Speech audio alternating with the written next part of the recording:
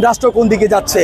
আমাদের হাদি চেয়েছিল একটা সুষ্ঠু নির্বাচন হোক, সেই নির্বাচন হওয়ার জন্যই হাদি ঢাকা 8 আসন থেকে নির্বাচনের স্বতন্ত্র প্রার্থী হয়েছিলেন। কারণ আমরা চাই একটা সুষ্ঠু নির্বাচন হোক, একটা রাষ্ট্র দুর্দুল্যমান অবস্থায় থাকতে পারে না একটা স্থায়ী সমাধানের জন্য।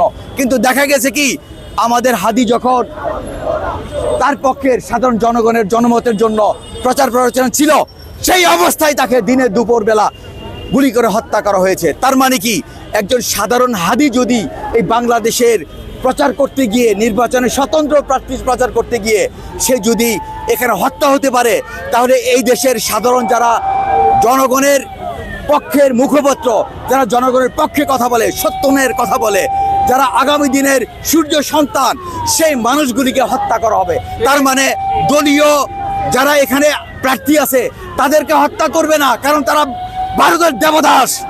তারা এই দেশের সুশাসন, সুষ্ঠু শাসন চায় না। যারা সুষ্ঠু শাসনের পক্ষে কথা বলবে, ভারতের আধিপত্যের বিপক্ষে কথা বলবে, তাদেরকে হত্যা করা হবে। এটাই ভারতের লক্ষ্য, এটাই টার্গেট। যার কারণে আপনারা দেখতে পেরেছেন বিএনপির কোনো লিডারের উপরে কোনো আঘাত আসছে, অন্য কোনো দলের লিডার উপরে আঘাত আসছে এখন পর্যন্ত? কেন হাদির উপরে আসলো? কারণ হাদি এখানকার একটা সংস্কৃতি বিপ্লব ঘটাতে চেয়েছিল। হাদি একটা ইনকিলাব মঞ্চ করেছে, ইনকিলাব সংস্কৃতি কেন্দ্র করেছে, যেখানে বাংলাদেশের সংস্কৃতি প্রচার হবে, যেখানে ইসলামের সংস্কৃতি প্রচার হবে। সেই কারণেই এরা চিন্তা করছে। বাম দলগুলি থেকে আপনারা দেখেছেন এখন পর্যন্ত কোনো বিবৃতি আসে নাই। আপনারা জানেন তথাকথিত সুশীল মানুষ যেখানে ছিল, এই সুশীলদের পক্ষ থেকেও হাদির পক্ষে বা এই অন্যায়ের পক্ষে কোনো বিবৃতি আসে নাই। তার মানে কি, এই লোকগুলি পরীক্ষিত সন্ত্রাসী, এই লোকগুলি পরীক্ষিত সুশীল। সেই সুশীল, যেই সুশীল এই দেশের আধিপত্য, ভারতের আধিপত্য প্রতিষ্ঠা করতে চায়। তথাকথিত ছায়ানট, তথাকথিত উদিচয়ী, তথাকথিত খেলাঘর, যারা এই দেশে রবীন্দ্র চর্চার নামে, বঙ্কিম চর্চার নামে, আরো অন্যান্য হিন্দু রাইটারদের নামে যেই সাহিত্য চর্চা করতেছিল, তাদেরকে সেইটাকে এখানে ভারতীয় মৌলবাদ, হিন্দুত্ববাদকে প্রচার করার জন্য তাদের এখানে অবস্থান। আমরা তারা এখানে রবীন্দ্রনাথের আসল সাহিত্য চর্চা করে আমাদের কিচ্ছু যায় আসে না। আমরা কবি হিসাবে রবীন্দ্রনাথকে শ্রদ্ধা করি, তাই বলে এই নয় যে রবীন্দ্রনাথের নামে এখানে ভারতের আধিপত্য প্রতিষ্ঠা করবে।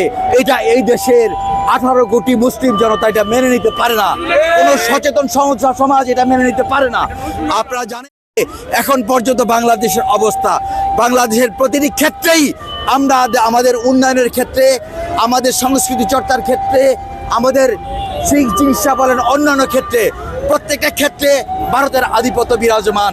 আমরা আমাদের দেশের, আমাদের নিজস্ব উন্নয়নকে বাধাগ্রস্ত করার জন্য প্রতিবারই ভারতের আধিপত্য বিস্তার করে আমাদের উন্নয়ন বাধাগ্রস্ত করেছে।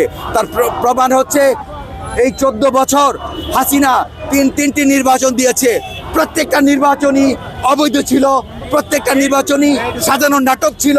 এই নাটকের মধ্যে ভারত তাদেরকে সহযোগিতা করেছে, কারণ ভারত জানে হাসিনা যদি এখানে থাকে তাহলে তাদের দেবদাস করে এই দেশকে রাখা হবে। এটা সিকিমের মতো, লেন্দুর দর্জির মতো একটা দেশ বানিয়ে এখানে তারা বাণিজ্য তৈরি করবে এবং মুসলমানদের কোনো উত্থান হোক, এই দেশে মুসলিম শাসন জারি হোক, এদেশে শ্রেষ্ঠ প্রয়োগ হোক, সেটা তারা চায় না। এই ছিল ভারতের অবস্থান। আমাদের এই আন্দোলন চলবে। এই দেশে একজন হাদি মারা গেছে। আসলে বিপ্লবীরা কোনোদিনই মরে না, বিপ্লবীরা মরতে পারে না। বিপ্লবের প্রতি মুহূর্তে জন্ম হয়। একজন বিপ্লবী যদি দৈহিকভাবে মরে যায়, তার আত্মা 1000 কোটি জনগণের মধ্যে বসবাস করে, সেখান থেকে লক্ষ বিপ্লবী বেরিয়ে আসে। এটাই চিরাচরিত নিয়ম। বিপ্লবীরা আছে, বিপ্লবীরা থাকবে, এটাই পৃথিবীর নিয়ম। এবং সাধারণ জনগণের পক্ষে, নির্যাতিত জনতার পক্ষে, সাদাকে সাদা বলা, কালোকে কালো বলার পক্ষে সেই বিপ্লবীরা কথা বলবে।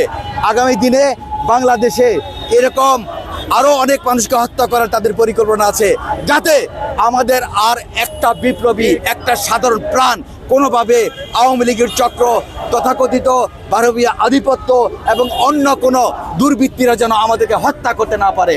এই জন্য আমাদের প্রত্যেকের যার যার জায়গায় সচেতন থাকতে হবে। আমাদের এলাকায় কে আওয়ামী লীগ করতো, তার চালচলন কিভাবে, সে কোথায় যায়, উঠা বসা করে কি করে, সেগুলি আমাদের সকলকে লক্ষ্য রাখতে হবে। কারণ ভারত নিজে এসে এখানে হত্যা করবে না। আওয়ামী লীগের চালা চামুন্ডা যারা সন্ত্রাসী তাদেরকে ব্যবহার করে আমাদেরকে হত্যা করা হবে। আপনারা জানেন রোজ এই কাজটা করেছে আমাদের যেই ছেলেটা হাদিকে হত্যা করেছে, সে ভারত থেকে আসছে না, সে আমাদেরই সন্তান। তাকে অর্থ দিয়ে, তাদেরকে ভুল বুঝিয়ে, তাদেরকে আমাদের বিপক্ষে দাঁড় করে দিয়ে আমাদের সন্তান দিয়ে আমাদেরকে হত্যা করা হচ্ছে। এই যারা বিপদগামী তাদেরকে আমাদেরকে খেয়াল করতে হবে, যে যেখানেই থাকুক আমাদের পাড়া মহল্লায় তাদের প্রতি বিশেষ নজর রাখতে হবে। বিশেষ নজর এই কারণে রাখবেন, তারা যে কোনো সময় আপনার এলাকায় ধ্বংসযোগ্য করে এই সাধারণ সমাজকে ধ্বংস করে দিয়ে আবার এরা মনে করবে যে আওয়ামী লীগে ভালো ছিল, আওয়ামী লীগ এখানে আসে ভালো ছিল, এইটা প্রতিষ্ঠা করতে যাবে। হাদিকে হত্যার মাধ্যমে বিরাট ষড়যন্ত্র এখানে আছে। এটা শুধু বাংলাদেশের আওয়ামী লীগের ষড়যন্ত্র না, এটা ভারতের ষড়যন্ত্র এবং অন্যান্য ষড়যন্ত্র, যেন এটা একটা সঠিক নির্বাচন না হতে পারে, কিংবা এখানে যেন একটা সুষ্ঠুভাবে এই রাষ্ট্র না চলতে পারে, এটা হাঙ্গামা তৈরি করা। এটা হতে পারে ডিজিএফআইদের একটা ষড়যন্ত্র, এটা হতে পারে গাঁটটি মেরে পড়ে থাকা প্রশাসনিক ষড়যন্ত্র, এটা হতে পারে আওয়ামী লীগের ষড়যন্ত্র, এটা হতে পারে অন্যান্য ষড়যন্ত্র। এই জন্য আমাদের সাবধান থাকতে হবে। আন্দোলন চলমান, 7 তারিখের পর থেকে আমাদের চূড়ান্ত আন্দোলন হবে। এর মাঝখানে আমরা এইভাবে চলতে থাকবে, সারা দেশব্যাপী আন্দোলন হবে। আপনারা জানেন ইনকলাব মঞ্চের মহাসচিব যিনি ছিলেন, উনি কালকে বক্তব্যতে বলেছেন 7 তারিখ থেকে আমাদের চূড়ান্ত আন্দোলন হবে। এর ভিতরে যে কোনো সময়ই চূড়ান্ত আন্দোলন ডাক আসতে পারে। আপনারা সবাই প্রস্তুত থাকবেন।